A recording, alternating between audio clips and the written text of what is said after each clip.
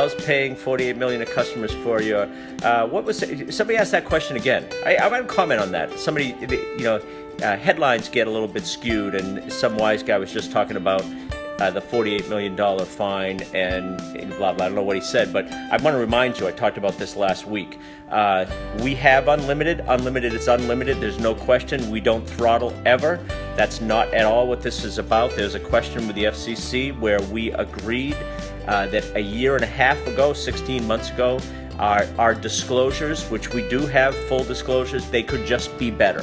And we agreed, and we had a settlement with them that had value of $48 million, but most of it was in-kind goods to our customers, as well as a donation to educational endeavor in Washington. And this was about disclosure that we did that could be better. So sorry, wise guy. There's no issue with unlimited. We have all unlimited. We have a great plan in T-Mobile One, and we never throttle ever. And the disclosure, by the way, was about network management at the time of a totally congested network. Okay, so it wasn't about throttling or unlimited. Okay, how's that? Do you throttle high definition data? Listen, Binge On is a tool that we have, and part of T-Mobile One as well, where you don't need to be a genius. This is fact true. On a device like a phone that you're handing, on the device like the one you're holding, 480p is the quality that's required for your screen to get its full utilization. So we use 480p. We don't throttle high def. By the way, if you want high def, we have that as well. I'm just saying that there's a capability that uses 480p to stream to your phone, which gives you all the quality that you want. Again, okay? So, and by the way, don't complain about it. Try it. I'm telling you, try it. And don't listen to the headlines. And if you want to talk about all these, we have found a way to use Binge On to maximize the utilization of your data, give you unlimited streaming, and also for those that want to do other things other than their device and they need an HD stream, we have that easily done as well. Nobody gets anything for free. Everybody nowadays wants to be like somebody else or look like somebody else. Be authentic, be genuine, be you. There's nothing wrong with that. Especially with Instagram. I think people work so hard to try to create a persona when it's better just to be who you are. Because then it's You're not, a lot more it's not interesting. real, and you can see that through the, I agree. through the lens.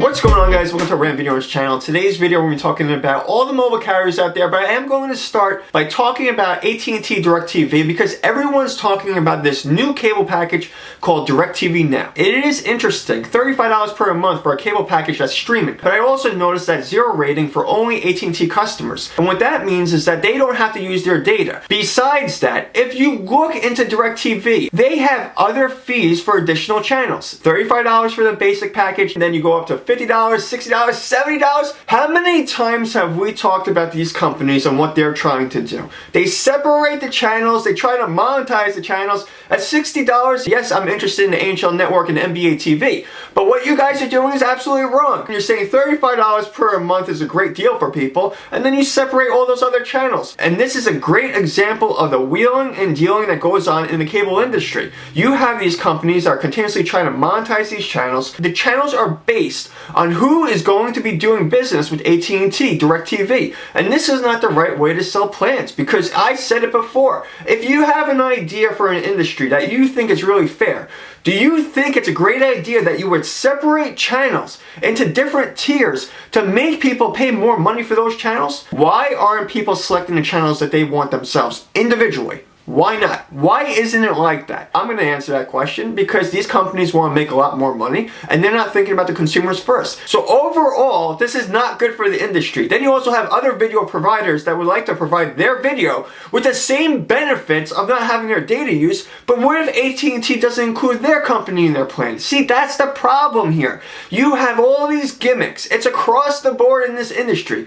You even have T-Mobile. You guys are a joke because I'm speaking facts about your company. company. When I talked about that $90 million fine against you that was only a few years ago, that was fact. When I talked about the $48 million fine against you guys, that was fact. And when I talked about your CEO being ridiculous and yelling all sorts of crap out there, that was fact. So that was real talk. So if you want to start saying things about my videos, and again it happened the other day, a person comments about the video. Then I said to the person, no, you're actually wrong. And I provided a URL so the person can actually read about net neutrality. Then the person says they work for T-Mobile. What a coincidence. I'm so surprised that you said that you worked for T-Mobile. Like it's not been happening for the last few months. You guys are continuously arriving to my channel and trying to tell people that the videos are not right, all this other kind of stuff. Reality is that I think they're doing a lot of wrong just to make more money for themselves. And a lot of people are not talking about it because you see a lot of people out there reviewing phones. All they want to do is smile and say the phone is great. That's nice and everything. But what about the companies that people have to utilize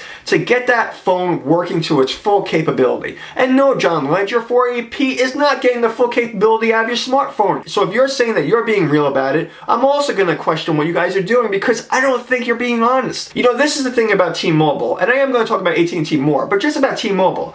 When AT&T announced this DirecTV Now, T-Mobile CEO John Ledger's out there saying, look at those guys. We were doing 0 rating before you guys. Does it make any sense? No, it's not fair competition. And not only that, it's not fair for the consumer. So you have application developers who are not getting the added benefit of their customers, their fans not using data. Then you have the consumers who use those applications and some people have to use their data. That is wrong. Binge on, garbage. DirecTV Now, more garbage. The way they try to sell these plans is saying how great the plans are because you get to use all these different video providers. But when you look at some of these gimmicks, and that's including DirecTV Now, if you say that it's a great benefit to have DirecTV Now because you are an AT&T customer, what you're doing is being selfish, really. It's no offense to you, but you are being selfish about it. You're not thinking about the other people out there that would have to use their data. And then when you talk about data capping, how do you think that these companies are making their money?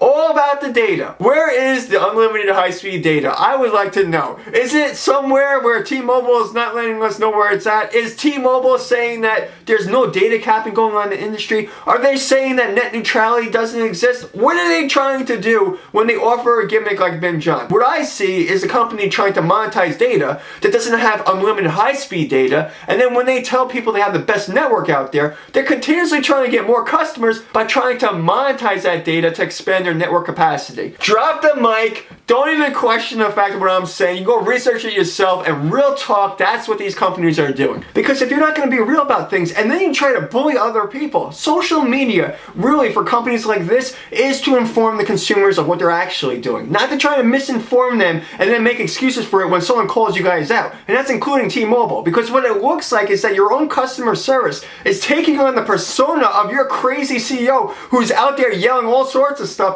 And by the way, John Ledger, I gotta tell you something. This channel is not about the nonsense. If you're gonna try to bully us, we're gonna continue talking about what your company is doing, and we're gonna talk about facts. Jean, I told you before, you magenta wearing troll. Every time we talk about T-Mobile, your customer service has taken on your persona to try to bully us. And you do not want us to say one word about T-Mobile. But seriously, Jean, you seem like a very angry kind of guy. I actually have a recommendation for you. I'd suggest that you go to vacation to your own island. That's right. Bullshit Island, the island that you own, and take your mobile data plans with you.